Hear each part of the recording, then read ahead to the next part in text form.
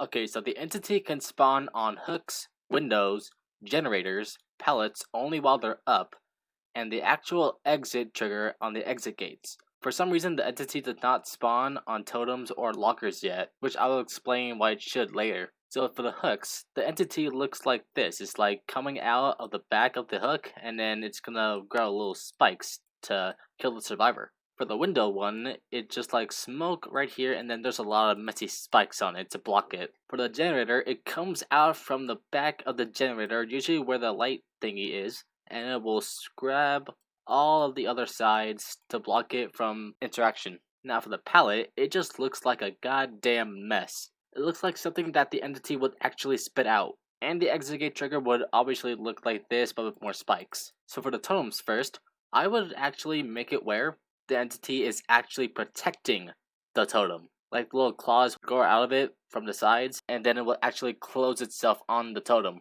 And when the survivor interacts with it, the survivor will actually grab two of the entity claws, and then it will pull it away from the totem. And once you're done, like breaking the seal or something, the totem will break. So it would actually make more sense to actually interact with the totem instead of kicking it. Now for the lockers, if the devs ever plan on making a perk to actually block a locker from interaction, I think the entity would grow out from both sides of the locker and actually put itself on the doors or something, I don't know. Now let's make these a little bit clean.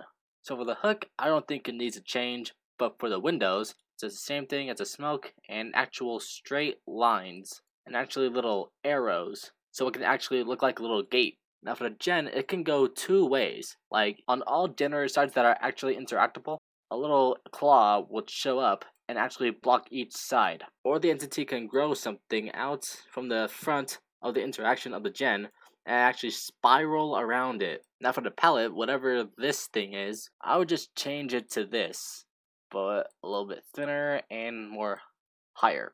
And the same thing goes with the exit gates, but with more spikes. Yeah, I didn't have a plan for a video today, so I just thought of this. Did you think I forgot about the endgame entity? Well, guess what? I kinda did. So the entity looks like a little, um, what are those things called? This kind of looks like a whisk, but it's halfway cut. So personally, what I would change for this is to just add a very long spike that will actually penetrate the survivor's stomach, which will instantly kill them, which means a quicker death.